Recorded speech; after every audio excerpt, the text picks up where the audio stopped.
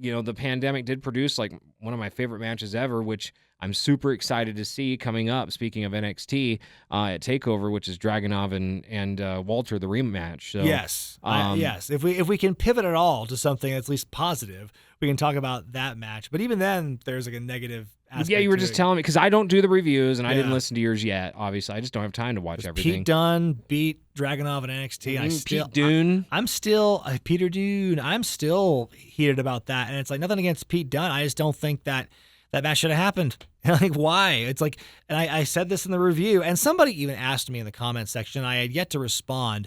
Where it's like, what about when the Hurricane beat The Rock just before WrestleMania? I'm like, wow, that is not even apples to apples at all, because Dragunov was not somebody who's already a main eventer and well-established and a freaking multinational star. Right. A mega star. And he's, he just drops into NXT America for the first time. It's not like he's been there for a while.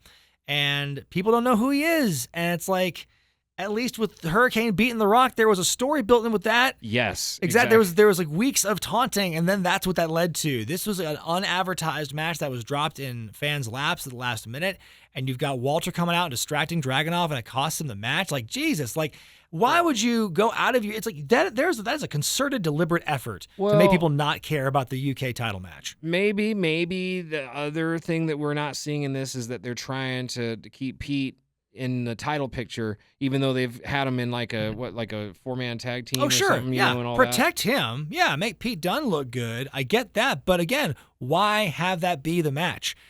Have that match after TakeOver. Right? No, I get that totally. Have Dragunov fight anybody else that he could easily beat and look good against. And then Walter comes in and they try and or he beats Pete Dunne and then thwarts the Walter attack. How about this? Just a match between Dragunov and Tyler Bate, the first ever UK champion. Have him go over on him. He's in a tag team now. Yeah, isn't he? Just bring an NXT UK match to NXT regular. Right. Yeah, it's almost like we're gonna have the Mike Tenay come sit in on this one because we need that guy who knows about the foreign wrestling. Yeah, that kind of exactly. thing. Just give us a reason to care. Don't just bring this relatively new guy out who a lot of your viewers might not know about, and then just have him immediately lose right before this big title match. Like, you just say, oh, yeah, his first match with Walter was great. Okay, cool. Then what's happened? Like, right. It just seems like the most basic shit possible, and they just totally whiffed it on Wednesday. Well, they did. I will say that the other thing that they've done with him that impressed me, it was actually before the Walter match, was the weekend of Royal Rumble 20. They had him wrestle Finn Balor.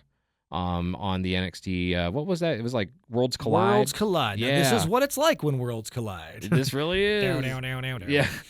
So yeah, I mean, he's had good matches. I'm interested to see him have more good matches and not just one or two a year. So yeah, I think that him losing to Bate or to Dunne. There we go.